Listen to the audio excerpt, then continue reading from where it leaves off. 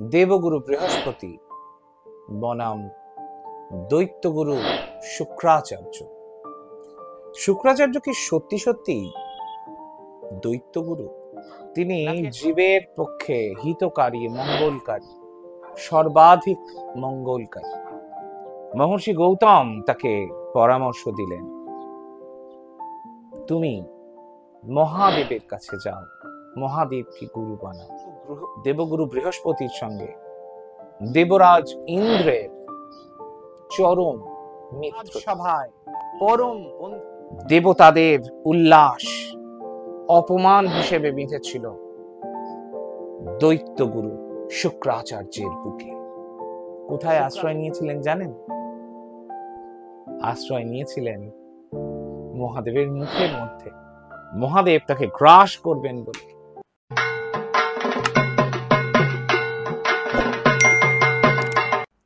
নমস্কার, আমি স্বামী তন্ত্র দেবানন্দ পুরী আর ভক্তিপথ 14-এ আপনাদের অনেক অনেক স্বাগত জানাই। আজকের পর্বের বিষয় দেবগুরু বৃহস্পতি বনাম দৈত্যগুরু শুক্রাচার্য। শুক্রাচার্য কি সত্যি সত্যি দৈত্যগুরু, নাকি এক মহান ঋষি যাকে গোটা পৃথিবী ভুলভাবে চেনে, জানে এবং মানে? কি বলবেন আপনারা? আজ ভাগবত পুরাণ অনুসারে কিছু পৌরাণিক গাথা আপনাদের সামনে পেশ করতে চলেছি। দেবগুরু বৃহস্পতি বনাম দৈত্যগুরু শুক্রাচার্য। মহর্ষি অঙ্গিরের পুত্র দেবগুরু বৃহস্পতি জ্ঞানে, মেধায়, বুদ্ধিতে, বিবেচনায়, পাণ্ডিত্যে, ক্ষমাশীলতায়, স্বাস্থ্যে, সেবায়, শিক্ষায় তার উপস্থিতি অদ্বিতীয়। তিনি জীবের পক্ষে হিতকারী, মঙ্গলকারী, সর্বাধিক মঙ্গলকারী। তার অনেক অনেক অনেক অনেক বিস্তার, যা আজও বিস্তারিত হচ্ছে। যে কোনো বস্তু, বিশেষ করে জ্ঞান। তিনি নিজে যেমন আধ্যাত্মিকতার মানুষ, নিজে যেমন জ্ঞানের কারক, ঠিক তেমনি তার মধ্যে নিজের জ্ঞান এবং মেধার জন্য রয়েছে প্রচুর অহংকার, যে অহংকার পৃথিবীকে স্তম্ভিত করে দিতে পারে। দেবগুরু বৃহস্পতির জন্য অনেক যুদ্ধ, অনেক দ্বিধা, অনেক দ্বন্দ্ব। তুলনামূলকভাবে যদি শুক্রাচার্যের দিকে তাকাই, তাহলে দেখব শুক্রাচার্য তার নির্দিষ্ট যে ঋষির গুরুলয় অর্থাৎ গুরুকুল, সেটি ত্যাগ করে মহর্ষি গৌতমের শিষ্যত্ব গ্রহণ করলেন। শিষ্যত্ব গ্রহণ করার পর গুরু সেবা এত নিষ্ঠা ভরে করেছেন, তিনি সরাসরি বললেন একদিন গুরুদেব ডেকে, তোমার অদ্ভুত সেবা, তোমার সেবা নৈপুণ্য পূজ্য, আমি মুগ্ধ। তোমার সাধনার উত্তুঙ্গ পর্যায়ে আমি তুলে দিতে চাই। তোমার উচিত কঠিন থেকে কঠিনতম শক্তিকে নিজের হাতের মধ্যে রাখা, করায়ত্ত করা, যেমন বলা তেমন কাজ। শুক্রাচার্য শুরু করলেন নতুন করে গুরুর অন্বেষণ। মহর্ষি গৌতম তাকে পরামর্শ দিলেন, তুমি মহাদেবের কাছে যাও, মহাদেবকে গুরু বানাও। তো মহাদেবের কাছে তিনি হাজার হাজার বছর ধরে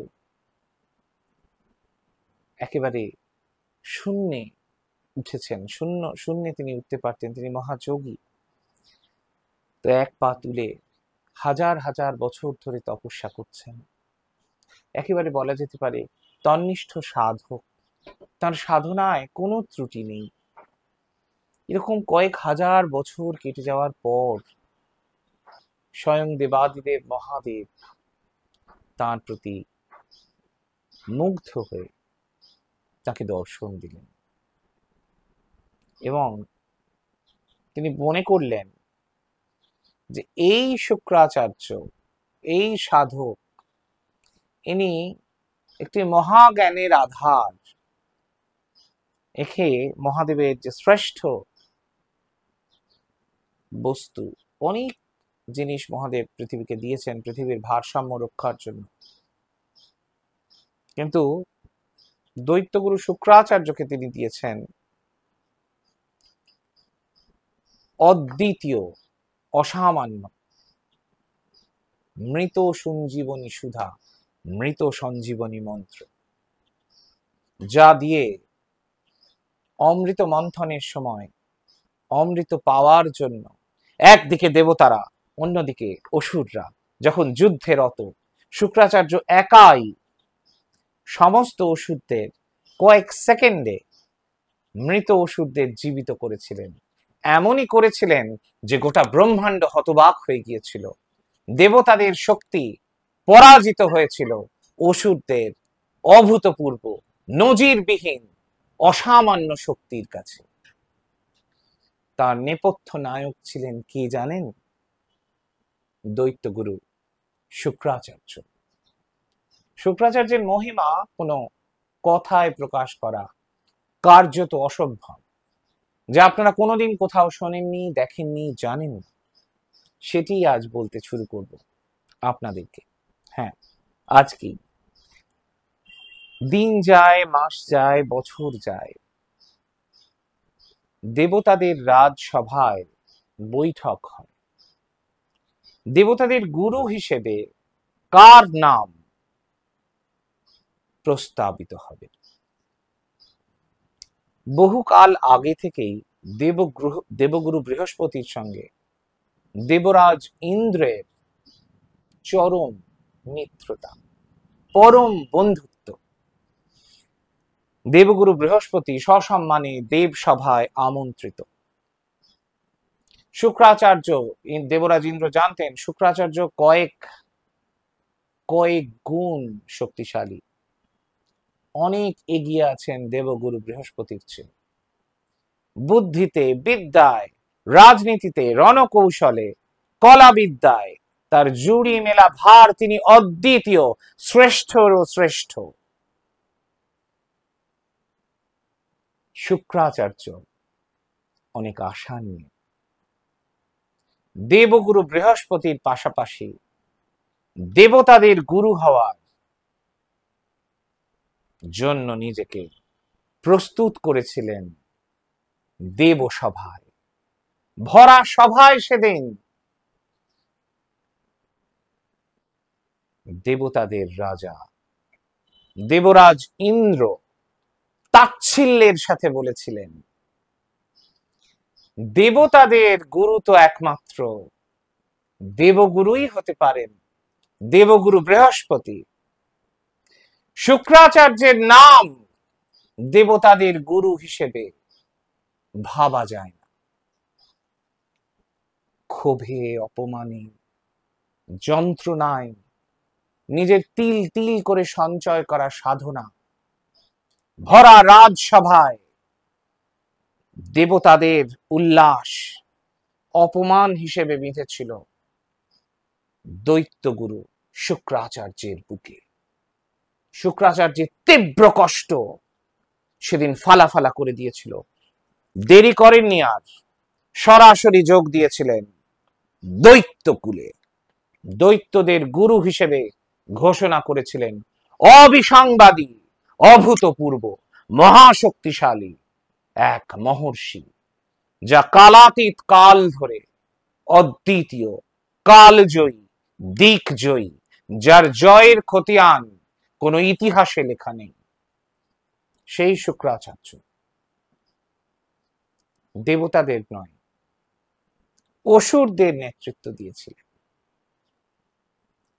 বলা ভালো, মনে করিয়ে দেওয়া ভালো, হাজার হাজার বছর ধরে যখন তিনি সাধনায় রত, মহাদেব তাকে মৃত সঞ্জীবনী সুধা, মৃত সঞ্জীবনী সুধা, মৃত সঞ্জীবনী মন্ত্র প্রদান করার পাশাপাশি একটি শর্ত দিয়েছিলেন। হে সাধক, আমার এই মহাজ্ঞান তুমি জগতের কল্যাণে, জগতের মঙ্গলের জন্য ব্যবহার করবে। অবশ্যই দেবতাদের জন্য, শুধুমাত্র দেবতাদের কল্যাণ হেতু তুমি এটির প্রয়োগ করবে। এছাড়া অন্য কোনো কিছুর জন্য আমার এই মহাজ্ঞান, মহাবিদ্যা তুমি ব্যবহার করবে না। সাধক হিসেবে শুক্রাচার্য সম্মত হয়েছিলেন মহাদেবের কাছে, গুরুর প্রতি সাষ্টাঙ্গ প্রণিপাত জানিয়েছিলেন চরম শ্রদ্ধা। গুরু দক্ষিণা হিসেবে দিয়েছিলেন মহাবচন, যে বচন কালের যাত্রাপথে তিনি ভঙ্গ করেছিলেন। আর শিষ্যের বিকৃতিতে মহাদেব যার পর নাই ক্ষুব্ধ হন।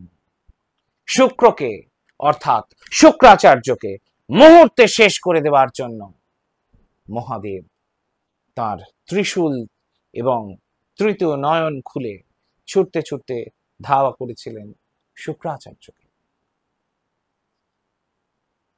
ভয় আতঙ্কে শুক্রাচার্য কোথায় আশ্রয় নিয়েছিলেন জানেন? আশ্রয় নিয়েছিলেন মহাদেবের মুখের মধ্যে। মহাদেব তাকে গ্রাস করবেন বলে তেড়ে আসছেন, আর শুক্রাচার্য তার মুখের মধ্যে দিয়ে তার শরীরের মধ্যেই কয়েক লক্ষ বছর বাস করেছিলেন। মহাদেব চোখ বন্ধ করে ফেলেছিলেন, তার সমস্ত অঙ্গ তিনি বন্ধ করে ফেলেন, সমস্ত ছিদ্র তিনি যোগ বলে বন্ধ করে ফেলেন। মহাযোগী মহেশ্বরমের এই অভূতপূর্ব লীলা শুক্রাচার্যকে ভাবিয়ে তুলেছিল। কিন্তু কালেরও ত্রুটি হয়, বিবর্তন হয়, পরিবর্তন হয়, আর পরিবর্তনই জীবন। বদলাতে বদলাতে দিন একদিন বদলে গেল। শুক্রাচার্য মহাদেবের লিঙ্গ ছিদ্র দিয়ে প্রকাশিত হলেন পৃথিবীর বুকে, উদ্ভাসিত হলো এক নতুন দিগন্তের। কি হয়েছিল জানেন? মহাদেব সরাসরি তাকে এক লহমায় শেষ করে ফেলার জন্য একদম প্রস্তুত। না না, করো কি করো কি। পার্বতী বাধা দিয়েছিলেন, এই যে তোমার পুত্র সম, পুত্রই শিবপুত্র, তাই শুক্রাচার্যের অপর একটি নাম। নিজের ছেলেকে কি কোনো পিতা কখনো হত্যা করেছে, হত্যা করতে পারে? এও কি সম্ভব? না, সম্ভব না, কিছুতেই সম্ভব না। ছেড়ে দিলেন মহাদেব, হয়ে গেল মাফ, হয়ে গেল শোধবোধ। শুক্রাচার্য সাষ্টাঙ্গ প্রণিপাত জানালেন দেবাদিদেব মহাদেবকে, তার গুরুদেবকে। রচিত হলো গুরু শিষ্যের এক অভূতপূর্ব দেব মাহাত্ম্য। দৈত্য গুরু হওয়া সত্ত্বেও দেবতাদের জগতে শুক্রাচার্যকে অসামান্য শ্রদ্ধা এবং সম্মান করতে লাগলেন অধিকাংশ দেবতা। কিন্তু একজন বাদে, দেবরাজ ইন্দ্র।